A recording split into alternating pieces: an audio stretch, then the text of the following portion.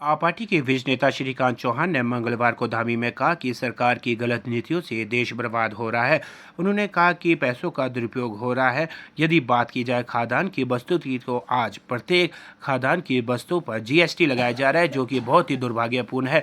उन्होंने कहा कि आम व्यक्ति का जीना दुर्लभ हो चुका है। उन्होंने कहा कि यदि बात की जाए गरीब व निर्धन व्यक्ति की, तो वो यदि बैंक में ऋण लेने जाता है तो उसे नहीं दिया जाता। वहीं यदि पूंजीपति आते हैं तो उन्हें जल्द से जल्द ऋण मुहैया कराया जाता है, जो कि दुर्भाग्यपूर्ण है। उन्होंने कहा कि सरकार को इसके लिए उचित कदम उठाने चाहिए ताकि गरीब और निर्धन लोगों का भी लाभ हो सके।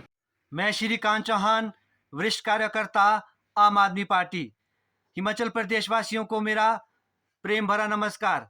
साथियों, सरकार की गलत नीतियों की वजह से हमारा देश बर्बाद होता जा रहा है और जहां हमारे मुट्ठी भर पूंजीपति कारोबारी वर्ग के लोग विकसित देशों के अमीर लोगों की श्रेणी में शुमार होते जा रहे हैं, वहीं हमारा देश गरीब देशों की गिनती में पिछड़ता जा रहा है।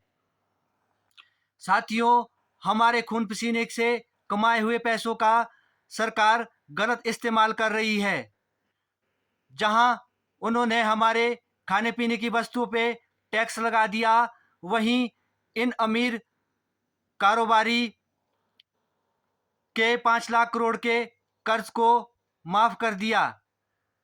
और साथियों, हमारा बागवान किसान या आम आदमी बैंकों में अपने लिए केसीसी या लोन लेने के लिए जाता है तो सबसे पहले तो उसकी प्रक्रिया इतनी जटिल है कि उसे वह केसीसी और लोन लेने में ही बड़ी परेशानी आती है।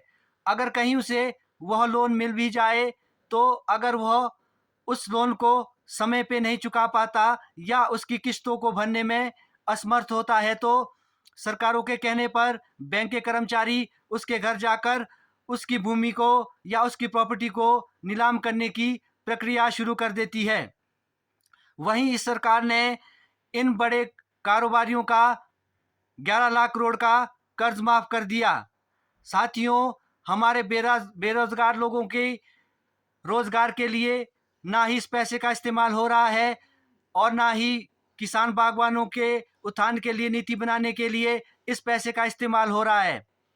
साथियों, सरकार के दोहरे मापदंड और गलत नीतियों की वजह से हमारा देश जो बर्बाद होता जा रहा है, उसके खिलाफ हमें कार्रवाई करने की आवश्यकता है। साथियों, इस विधानसभा के चुनाव में मेरा हिमाचल प्रदेश वासियों से अनुरोध है कि वह इसका भरपूर सरकार को जवाब दे।